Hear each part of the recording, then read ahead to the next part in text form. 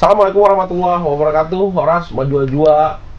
Salam dari Studio 1 Tribun Medan. Hari ini saya pemimpin redaksi harian Tribun Medan dan tribunmedan.com menyapa Tribuners dengan wawancara eksklusif saya dengan beberapa narasumber yang sudah hadir langsung di Studio 1 Tribun Medan.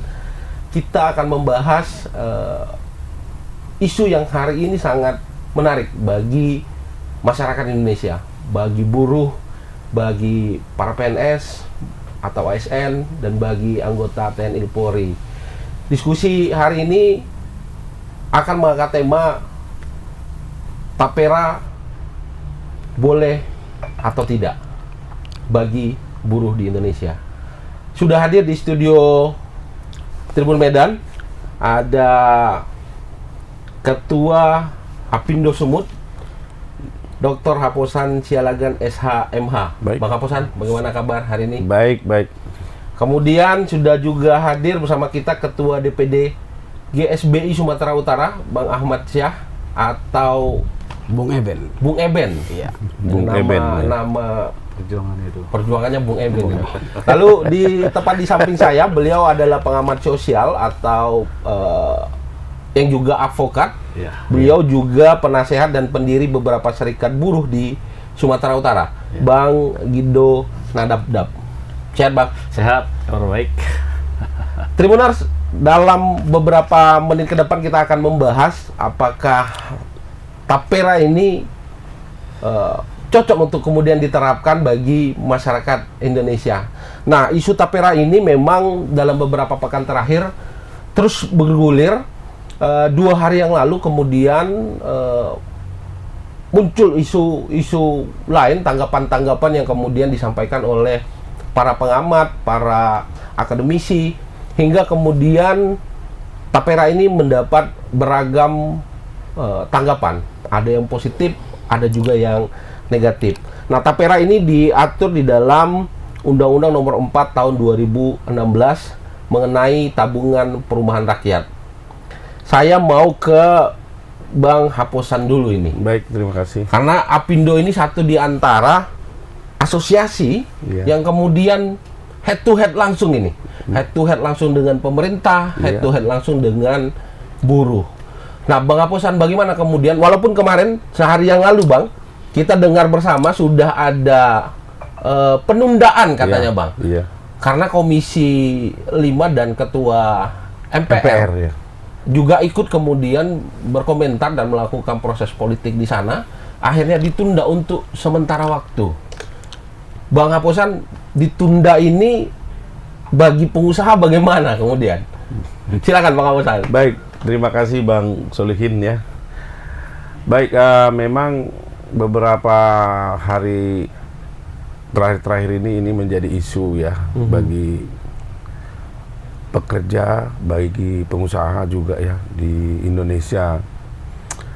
Apindo sendiri melalui ketua kita, Ibu Sinta, sudah menyatakan sikap, dan itu kita pedomani ke bawah. Bahwa Apindo nyata-nyata dan terus terang ini ditolak. Apindo menolak? Menolak tapera. Ya. Tapi belakangan ini berkembang dengan pendekatan atas usulan-usulan berbagai instansi barangkali, termasuk tadi yang Pak Solihin sampaikan, misalnya dari MPR atau dari komisi di DPR RI. Maka akhirnya persnya Pak Muldoko itu ya, bahwa ini ditunda sampai 2027. 2027. Dan saya kira menolak dan menunda kan dua kata yang berbeda. Hal yang berbeda. Iya, gitu. Tetapi sampai hari ini sikap Apindo belum ada berubah, mau ini ditolak. Oke. Nah, kenapa ini Apindo bersikap tegas dan saya kira agak keras sedikit soal ini? Memang banyak hal yang membuat. Yang pertama tentunya adalah tapera ini kan tabungan. Kalau tabungan itu bisa dipaksa aku menabung atau enggak? Yang namanya tabungan ya terserah supaya yang mau nabung kan begitu. Itu dulu kan.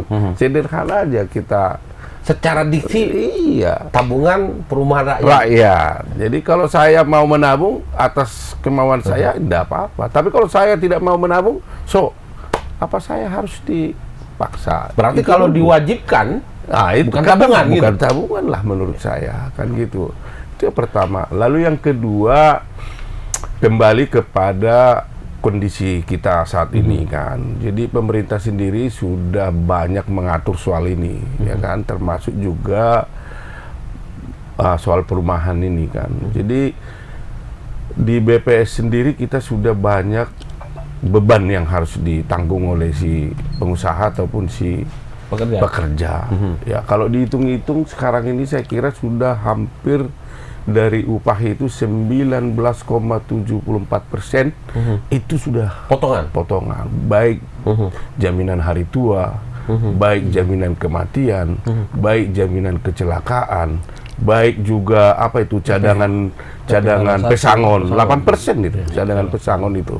Itu totalnya sudah 19,74%. hampir 20%. Hampir 20%. Jadi ini kan sudah beban bagi pengusaha, bagi juga si pekerja. Karena itu juga sebagian ada yang harus ditanggung oleh si pengusaha, pekerja dan pengusaha. itu. Jadi ini semestinya sudah menjadi perhatian dari pemerintah. Itu yang kedua. Yang ketiga saya kira soal pengadaan perumahan dengan hubungan kepada pekerja, itu BPJS itu sudah ada program khusus soal itu. BPJS namanya Tenagakerjaan itu? Iya.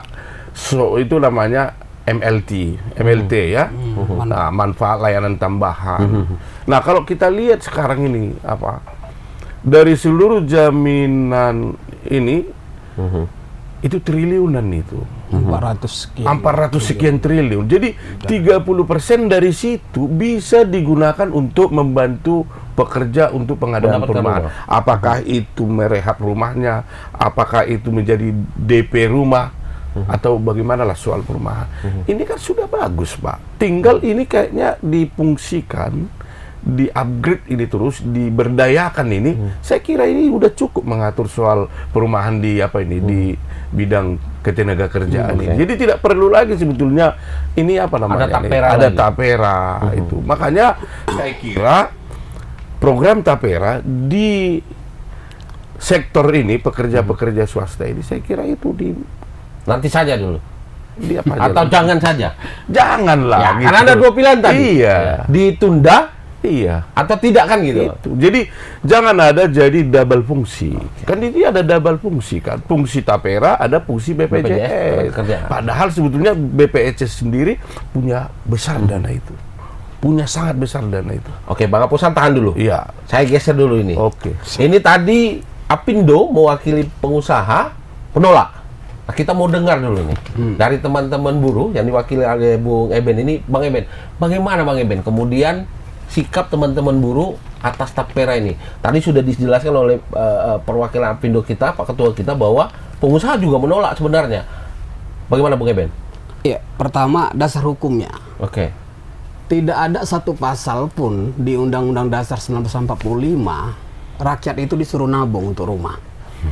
Nah, itu satu catatan. Artinya pengadaan rumah ini negara yang harus bertanggung jawab.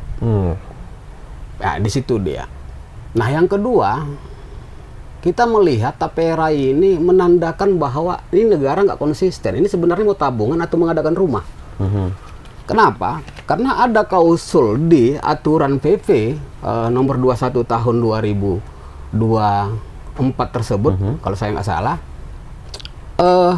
Dana itu bisa diambil ketika hubungan kerja berakhir, pensiun, meninggal dunia.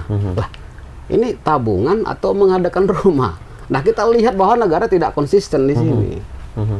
Nah, yang ketiga, kita apresiasi ketika negara hadir mengadakan rumah bagi rakyat Indonesia. Karena ya itulah sejatinya kita bernegara. Bukan malah kita yang harus membantu negara. membantu. Gitu ya? Ini nggak cocok. Nah, baru saya sepakat dengan bagaimana negara sebenarnya menguatkan program MLT ini, manfaat layanan tambahan itu ya. yang ada di BPJS. Betul, Ada ratusan triliun dana di sana. Iya. Oh, itu nggak sedikit dananya. Untuk biaya pengadaan rumah saja sampai 150 juta. Ngambil KPR sampai 500 juta. Nah, negara seharusnya hadir di sini, mensubsidi bagaimana menekan rumah agar seluruh rakyat itu bisa mendapatkan rumah. Nah, negara menekan rumah. Harga rumah tersebut jangan bablas sampai 2 kali lipat harganya, harus ditekan. Nah, makanya kehadiran Tapera ini bagaimana menurut pandangan Serikat Buruh? Kita menolak tegas. Negara tidak boleh memaksa. Upah buruh dengan lahirnya aturan terbaru tentang pengupahan itu membuat upah buruh jatuh. Jadi ditambah lagi tadi dibilangkan oleh Pak Aposan bahwa hampir 20% potongan ketika diberlakukan Tapera ini.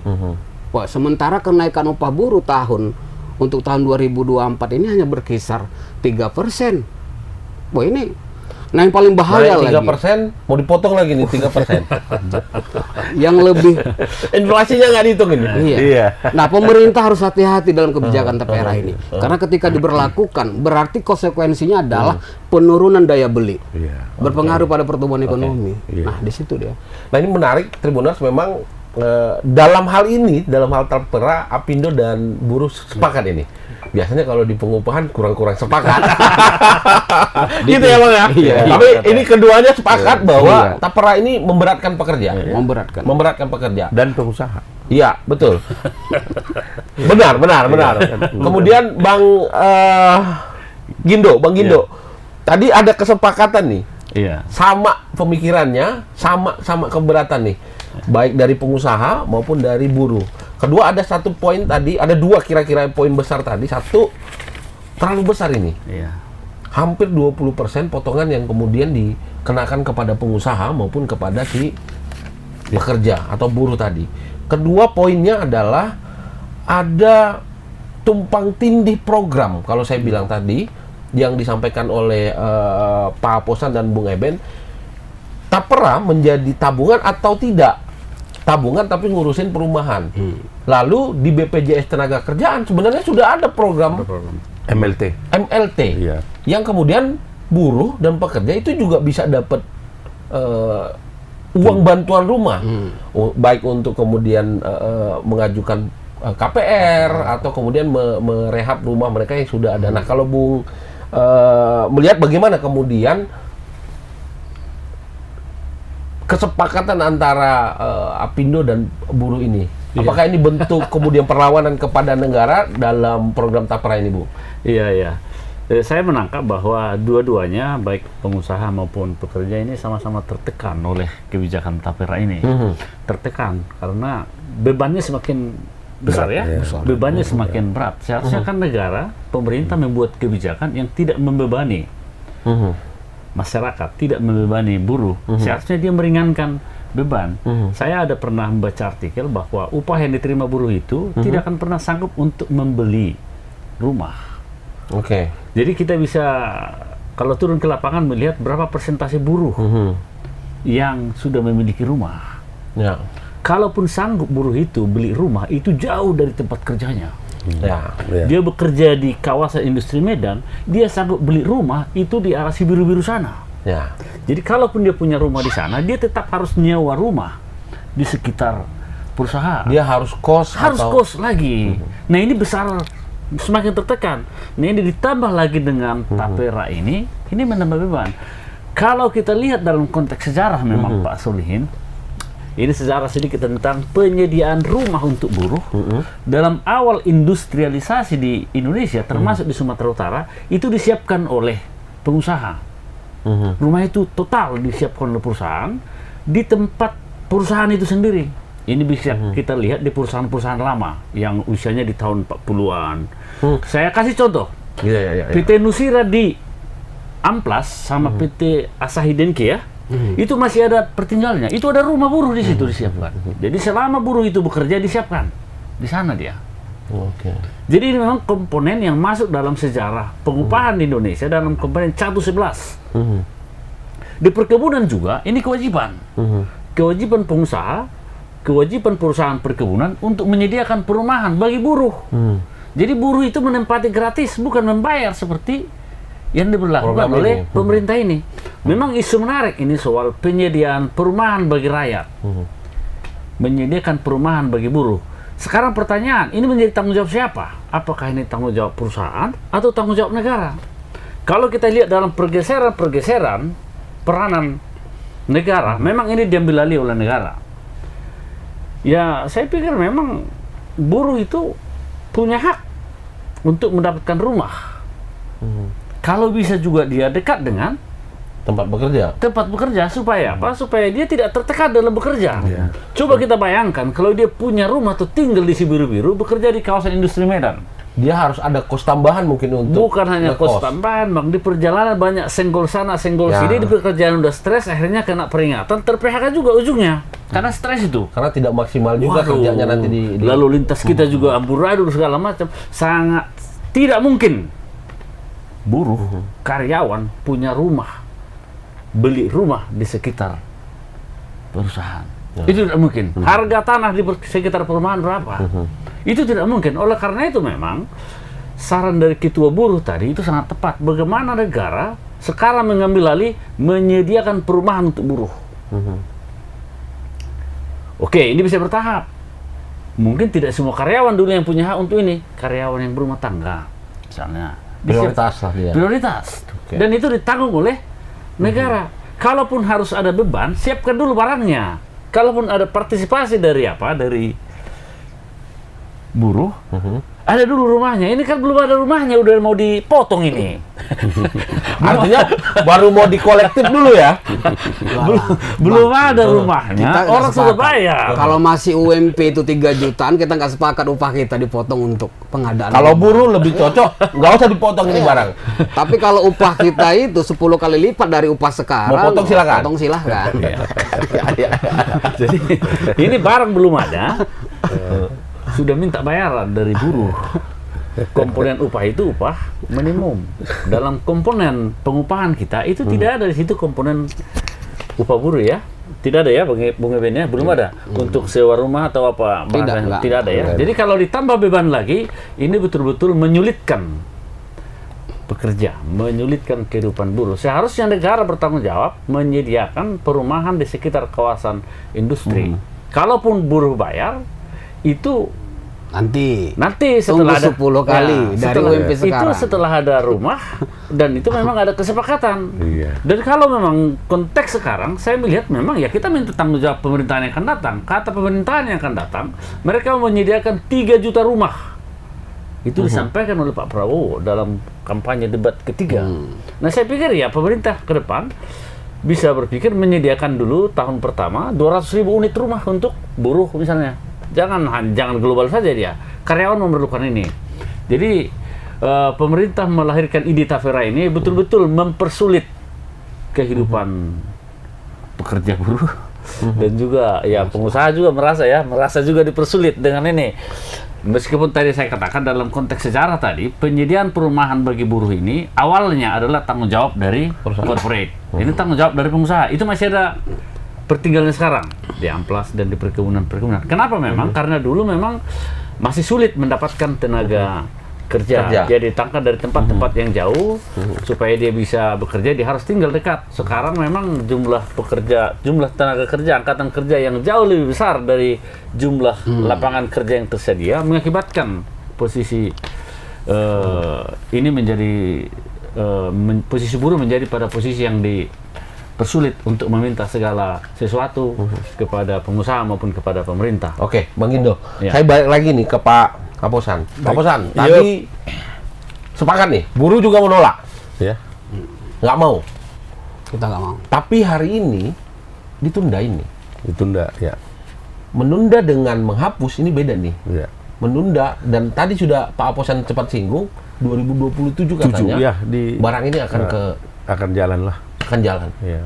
Tadi Bang Indo juga menyebutkan memang saya sempat keliling Sumatera Utara beberapa daerah industrial itu menyediakan rumah bagi para pekerjanya. Karena kita lihat memang jauh masuk ke dalam hutan segala macam. Tidak hanya rumah, mereka juga menyiapkan transportasi. Jadi di weekend itu mereka siapin bus. Nanti bus itu dengan rute tertentu Iya. mengantar si karyawan. Nanti di hari Minggu malam, nanti bus itu narik lagi mereka, bawa lagi ke pusat industri. Nah, tapi hari ini tentu buruh juga bermimpi untuk punya rumah. Pemerintah mungkin punya niat baik ini, kasihlah lewat Tapera ini. Tapi tadi Bung Eben bilang rumahnya belum ada ini. Jadi potong dulu ya Bung Eben kan gitu kira-kira kan. Nanti udah dipotong baru dibuat rumah. Iya. Saya yakin dan percaya nanti mungkin masalah lagi. Masalahnya. Kita berempat buruh. Iya. Siapa dulu nih yang dapat rumah? Kan gitu. Sementara potongnya sudah sama-sama ini kita sejak tahun pertama. Nah, mungkin dari sisi Apindo sendiri melihat bagaimana kemudian tadi ada isu bagaimana kemudian perusahaan juga mesti bertanggung jawab pada tempat tinggal buruh supaya efektivitas kerja mungkin bisa meningkat. Iya. Kemudian lalu tentu tadi juga ada program dari BPJS Tenagakerjaan. Nah, sejauh mana kemudian buruh itu sudah mendapat benefit dari tadi BPJS Tenagakerjaan yang kemudian hari ini dilihat oleh Apindo, Pak? Baik, terima kasih Pak Suligin. Jadi itu yang tadi saya sampaikan. Jadi kehadiran Tapera ini menjadi double fungsi kepada kepada sarana pengadaan perumahan ini. Jadi kami dari pengusaha kan sebenarnya mengimbau pemerintah maksimalkan itu MLT itu, gitu. Jadi nggak perlu sebetulnya swasta itu lagi dibebani untuk potongan-potongan upah untuk Tapera. Di sini aja dananya cukup banyak gitu loh. Nah, ini yang saya kira harus dipertimbangkan oleh pemerintah secara matang supaya apa?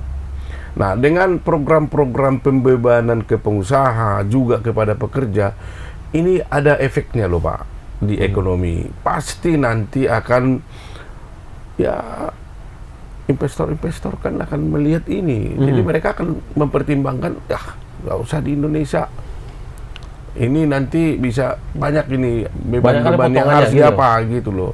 Nah, apalagi sekarang ini ekonomi kita kan tidak baik-baik saja lah, gitu ya. Jadi kita kan lesu ini sekarang ini kalau kita lihat dari perdagangan-perdagangan yang sekarang ini, termasuk di Sumatera Utara, saya kira. Nah, ini jadi jangan dipaksakan yang sebenarnya fungsi yang dipaksakan ini sudah ada bisa dilaksanakan oleh fungsi lain gitu loh. Tinggal BPJS ini maksimalkan.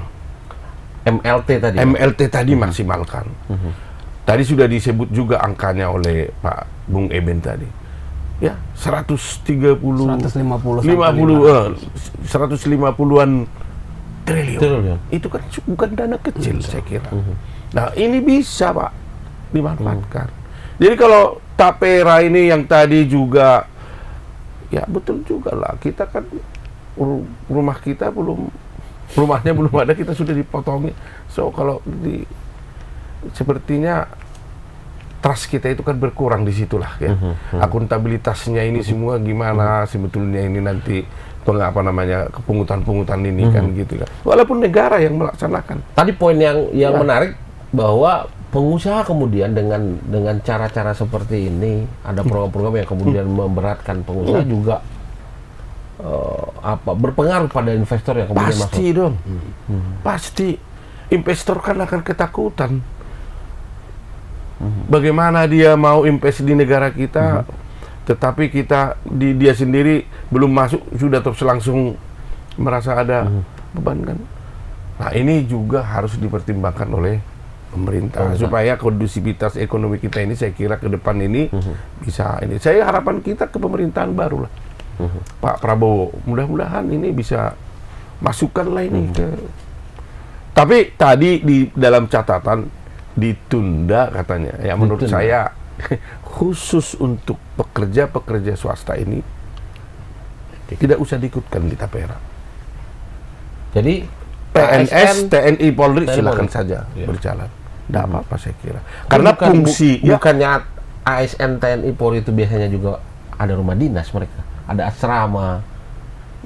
Ya kan nggak semua. Oh, nggak semua. Nggak semua. Untuk rumah dinas Tapi ini kan. mestinya negara juga harus Iya, hadir. Ketika rumah mereka dinas ini kan- ditugasi untuk berperang ke mana atau Iya. menjaga kedaulatan. Kalau dia pensiun kan kembalikan rumah Iya. dinas. Mestinya dia- kan juga berpikir juga ya. Iya. Nah, khusus untuk swasta kan MLT tadi. Sudah cukup. Maksimalkan MLT tadi. Maksimalkan itu. Dananya nggak kecil. Dananya cukup besar. Dan beberapa kali kita konsultasi dengan Kanwil ya, Kanwil Sumatera Utara kemarin, Pak Hengki. Itu juga nanti coba kita apakan di Sumatera Utara. Nah, memang ini belum pernah istilahnya kita diskusikan intensif, tapi saya kira ini bermanfaat sekali buat pekerja-pekerja kita. Bung Eben, Iya bang. ini tidak dibatalkan Bung Eben. Harus dibatalkan. Hanya Bang. ditunda Bung Eben. Bang. Tentu teman-teman buruh harus menyikapi ini dong. Iya. Bukan dibatalkan tapi hanya ditunda sampai 2000. Bagaimana kemudian teman-teman buruh menyikapi penundaan ini? Lah memang ini kan bahasa manis-manis pengertiannya bang. Karena hakikatnya memang peraturan itu diberlakukan di 2027. 27. Iya. Ini cek ombak saja mungkin ya. Bisa jadi bang seperti itu. Jadi Orang memang Medan bilang begitu ya, Bang. Cek Iya. ombak aja dia ya. memang harus Ombak, dibatalkan bang.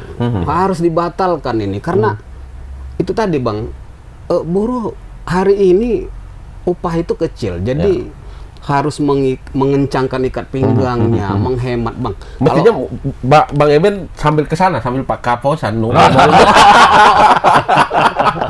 Jadi bang ini pengalaman Iya, bang ya. iya. Di luar konteks itu bang, tapi aku mau ceritakan tentang kondisi real buruh. Jadi abang tahu pasar malam itu kan? Oke. Pasar Iya, malam iya, si mama sama si lakinya bawa anaknya ke pasar malam, Iya. kemudian anaknya minta mainan. Iya. Ini si bapak ini kan buruh. Tak bisa mamanya membelikan, anaknya menangis. Aku mau bilang gini, anak buruh untuk menikmati hasil kerja bapaknya saja tidak bisa. Ditambah lagi harus upahnya dipotong bang untuk TPRA itu. Jadi kita memang harus batalkan ini. Ketika memang negara harus memaksa ini, konsekuensinya memang akan ada unjuk rasa. Iya, mohon maaf. Iya. Pak Kaposan. Iya. Sebenarnya kita dari serikat buruh tidak harus melakukan itu, untuk itu pilihan terakhir lah. Kita akan coba nanti ngajukan semacam petisi ke Presiden Jokowi kan untuk mempertimbangkan pemberlakuan ini. Tapi ketika tetap harus diberlakukan, meskipun itu di 2027, pasti akan terjadi gelombang protes bang. Nah kemudian Bung Eben, tadi kita juga membahas bagaimana kemudian ada program di BPJS Tenagakerjaan manfaat layanan tambahan itu. Sejauh ini seberapa besar masyarakat buruh, teman-teman buruh merasakan dampak dari layanan ini sebenarnya? Yang kita lihat belum maksimal. Karena tadi Iya. Bung Eben bilang kan gede sekali tuh sampai 500 Angkanya triliun. itu gede. Iya. Sejauh mana kemudian hari ini buruh? Belum maksimal. Dialog untuk membicarakan Iya, ini itu. dari pengusaha, dari BPJS. Jamsostek dan buruhnya. Itu juga belum clear sebenarnya. Belum- Muncul tapera Bang, lagi. Ini belum optimal sebenarnya. Iya, Bang. belum. Optimal. Nah, harus fokus sebenarnya. Aku sepakat dengan dibilangkan oleh Pak Aposan. Melihat situasi buruh, Bang, khususnya di Sumatera Utara, sebenarnya kan tidak semuanya juga perantau. Semuanya juga punya tanah warisan untuk tapak Ya. rumah. Nah, ini sebenarnya menarik Itu bisa MLT-nya berarti, dipakai ya? sebenarnya. bisa dipakai. Makanya kita akan coba tadi Iya. Bang respon. Memang harus ketemu kita dengan Kak Kanwil membicarakan ini. Iya. Bagaimana mengkampanyekan ini sampai memang ke buruh. Iya, betul. Iya. Kalaupun tabungan, tadi ya misalnya tapera ini kan katanya kalaupun tidak dipakai, ketika dia pensiun atau lewat itu meninggal dunia maksudnya, Bang. Iya. Itu bisa dicairkan. Bukankah di BPJS Tenagakerjaan itu juga Ada ada tabungan. yang kemudian Jamsostek itu kita bisa cairkan juga kan? Bisa. Cadangan pesangon itu Cadangan pesangon. 8%. Iya. Nah, TPRA itu membuktikan negara sebenarnya tidak konsisten sama Iya, aturannya. iya. Ini mau nabung atau mau ngadakan rumah? Iya, itu. Tapi poin-poin penting tadi bahwa program BPJS Ketenagakerjaan khusus untuk layanan manfaat layanan tambahan. layanan tambahan itu saja belum optimal. Iya. Belum optimal bagi buruh untuk menikmatinya. Padahal di situ juga sudah ada potongan tersendiri kan. Ya, dan kita nilai terjangkau itu, Bang. Apalagi ketika negara hadir menekan harga rumah ya, Iya. terjangkau kali. Terjangkau. Lah ini menarik kemudian Bang Gindo. Tadi teman-teman buruh ya langkah terakhir mereka mencari keadilan dengan cara mereka sendiri lewat aksi. Iya betul. Ya, Iya. harusnya kemudian suara tadi belum optimalnya kemudian layanan tambahan di BPJS Iya. Ketenagakerjaan yang mestinya juga buruh bisa memaksimalkan itu. Katakan dia punya rumah, punya Iya. tanah, Iya. orang tuanya mungkin dengan uang bantuan dari layanan tambahan dari BPJS Ketenagakerjaan dia bisa bangun rumah yang Iya. sederhana mungkin untuk memulai hidupnya tanpa harus kemudian ada potongan dan Iya. segala macam. Nah mungkin Bung Eben, Bung Gindo. Gindo, bagaimana kemudian Iya. menanggapi itu? Ini kan sudah tuntutan atau permintaan lama, usulan lama dari para pekerja di Indonesia dan juga para pegiat perumahan bagaimana jam sostek dulu sekarang menjadi BPJS Ketenagakerjaan meningkatkan perannya, tidak hanya peran konvensional tadi, itu konvensional jaminan kematian, jaminan Kecelakaan kerja. kecelakaan kerja, jaminan kesehatan, Jaminan terakhir pensiun. jaminan hari tua. Jaminan hari Ini tua. kan peran-peran konvensional. Sudah lama usulan bagaimana BPJS Ketenagakerjaan dahulu PT Jam Sostek meningkatkan perannya, penyediaan perumahan bagi buruh. Jadi uang yang dihimpun lewat iuran-iuran BPJS jaminan sosial tenaga kerja ini harus dikelola untuk kepentingan buruh dan pengusaha, jangan untuk kepentingan yang lain. Dulu kan malah kita masih mendengar uang jam sostek dipinjam untuk kepentingan yang lain, bukan untuk kepentingan pekerja buruh. Pekerja buruh. Ini kan investasi yang bergerak juga ini. Ya, disediakan rumah bukan gratis juga itu. Di situ kadang-kadang ada juga berputaran. Iya.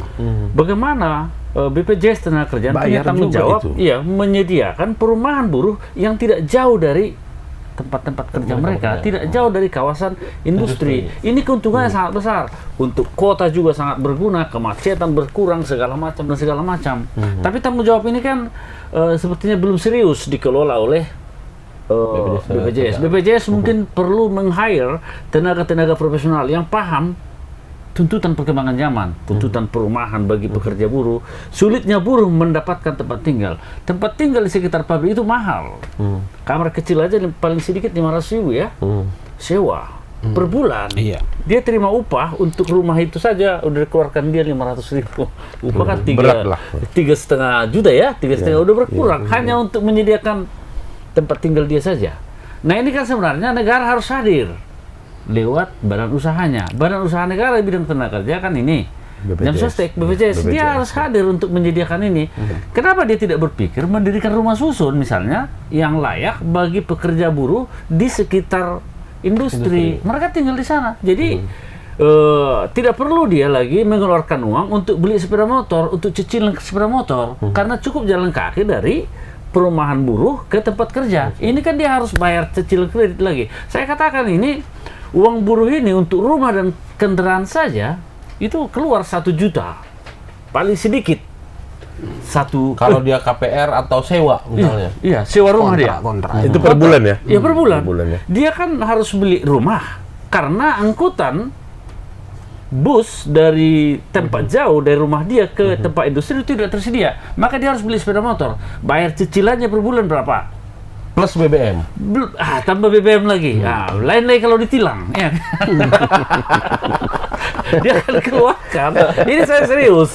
Beban Jadi buruh ini kosnya minimal tadi 1,5 juta untuk rumah dan transportasi dia ke tempat kerja harus keluarkan dari upah. Maka sisa upah hanya 2 juta untuk menghidupi keluarganya.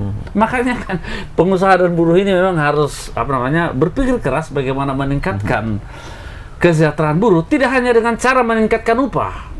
Mohon maaf ya, saya kritik para serikat buruh ini sangat konvensional perjuangannya. Selalu meminta supaya upah naik dari sekian rupiah menjadi sekian rupiah. Mereka tidak berpikir menuntut peningkatan layanan kesejahteraan. Misalnya, layanan rumah, penyediaan perumahan, lalu penyediaan transportasi bagi buruh secara gratis. Orang pemerintah ada gratis itu, MRT apa segala macam. Sediakanlah untuk buruh.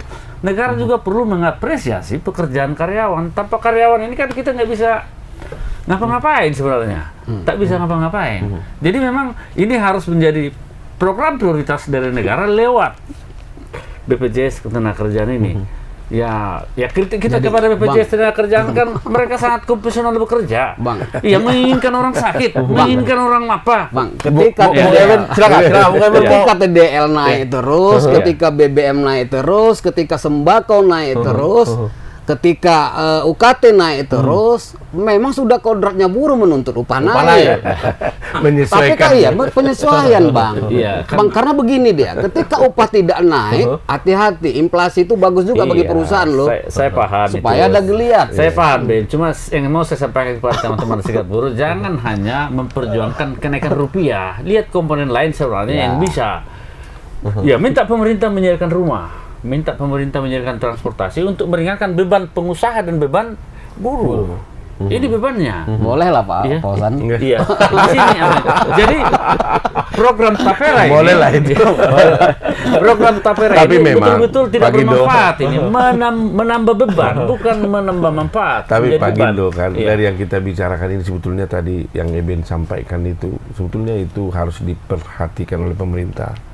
Pemerintah itu jangan hanya mau ya beban-beban aja. Ya. Mereka harus hadir juga lah sebagai pelayan masyarakat. Ya kan? Jadi negara sekarang ini kan negara modern, negara yang welfare state, negara yang mengupayakan kesejahteraan rakyat. Fungsi pelayanan negara sebagai servis publik harus ada dong.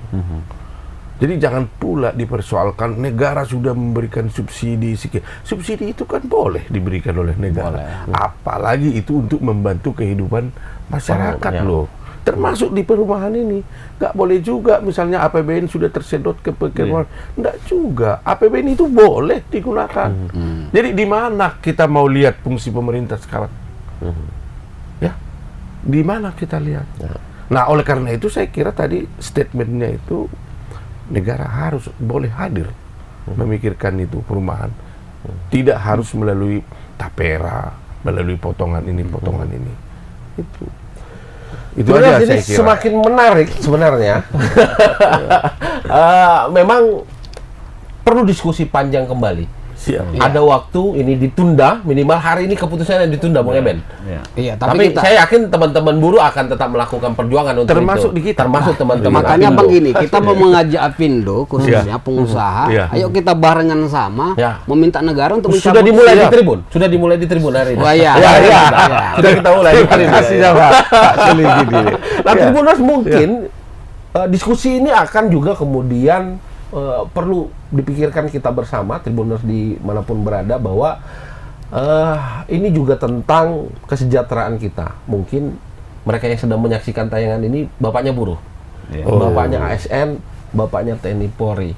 Mungkin masyarakat juga boleh berpendapat dan wajib berpendapat akan bagaimana kemudian masa depan ini. Kemudian saya mengingatkan Tribuners untuk terus mengupdate informasi terkini melalui dua platform kami. Ada Harian Tribun Medan yang terbit setiap harinya, kemudian ada tribunmedan.com yang setiap detik mengupdate informasi terkini lokal, nasional maupun internasional. Lalu dapat juga menyaksikan ada banyak informasi yang kami sebar melalui sosial media kami, baik di YouTube, di Instagram, di TikTok dan lainnya. Nah, ini diskusi panjang ini, Bang. Bisa sampai sore nih kita diskusi tentang tapera ini. Tapi hari ini sudah ada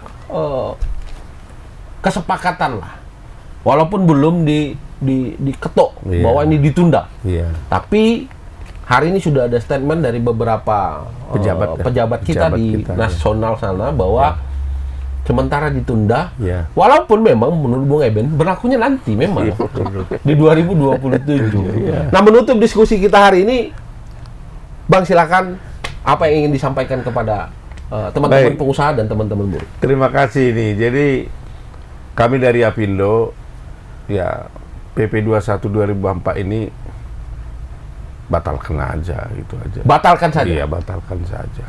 Supaya fungsi perumahan bagi kami ini ya di BPJS Ketenagakerjaan boleh digantikan sama ini, sama BPJS Tapera. gitu kata. Tapera itu boleh.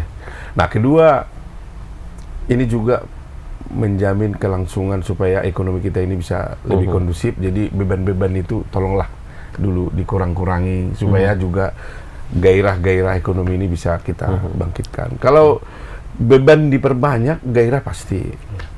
Jadi oleh karena itu saya kira bijaklah pemerintah supaya ekonomi ini bisa, investor bisa masuk lagi lebih banyak ke Indonesia ya. Ya, ayo evaluasilah. Gitu loh, jangan dipaksakan sekali. Padahal sebenarnya fungsi ini bisa digantikan oleh fungsi BPJS Ketenagakerjaan. Jadi bagi kita dari pengusaha, karena kita juga dibebani nih. Jadi bukan berarti potongan untuk perumahan di Tapera Cuma buruh saja. menambahi menutupnya itu dari pengusaha loh, Pak, dipotong juga. Ya. Jadi dari 3% itu iya, 0,5 dari pengusaha, 2,5 dari buruh. Jadi itu tetap dua-dua terbebani. Jadi dalam kondisi sekarang saya kira bijaklah pemerintah. Mohon Tapera itu dibatalkan sajalah untuk swasta-swasta kita. Baik, Bang Oposan. Terima Bung kasih. Eben, closing statement kita hari ini. Kita meminta kepada negara membatalkan PP 21 tahun 2024 ini pemberlakuannya. Nah, kita minta negara itu hadir bukan hanya dalam bentuk menyediakan regulasi, tapi langsung kepada tindakan, membuat rumah, kemudian memberikan itu kepada Buruh. rakyat, kepada buruh. Nah, ketika negara terus memaksakan pemberlakuan PP 21 tahun 2024 ini, maka kita minta kepada seluruh buruh Indonesia lakukan protes, jaga negara ini tetap utuh, jaga negara ini tetap damai, dan jangan mengganggu ketertiban umum. Sampaikan bentuk protes kawan-kawan secara baik dan secara santun. Ya, mungkin itu dia, Bang. Baik, terima kasih Bung Eben. Terakhir, Bung Gindo, Nadabdab, bagaimana kemudian closing statement untuk menutup kita ini? Ya, upah buruh ini kan sudah belum berada pada posisi yang memadai sebenarnya. Oleh karena itu, kebijakan pemerintah menambah beban dengan potongan Tapera ini sangat-sangat tidak baik, sangat bijak. Program pengadaan rumah itu benar menjadi kebutuhan dari pekerja buruh, tetapi itu sebaiknya menjadi tanggung jawab negara untuk mengadakannya, bukan dibebankan kepada buruh dan pengusaha. kepada buruh dan kepada pengusaha. Pemerintah bisa kreatif meningkatkan peranan dari BPJS Ketenagakerjaan, meningkatkan programnya menjadi lebih baik, termasuk di penyediaan perumahan bagi buruh ini. Saya pikir itu. Baik, Tribuners, terima kasih sudah menyaksikan wawancara khusus kita hari ini. Terima kasih juga kepada Ketua Apindo Sumatera Utara, Dr. Haposan Sialagan SHMH, kepada Ketua DPD GSBI Sumatera Utara, Bang Ahmad Syah atau Bung Eben. Terima kasih juga kepada pengamat sosial Bang Gindo Nadabdab. Tribuners, kita jumpa di sesi lain, diskusi lain, dan wawancara khusus lain di Tribun Medan. Terima kasih sudah menyimak tayangan ini. Tetap sehat dan bahagia. Assalamualaikum warahmatullahi wabarakatuh. Horas.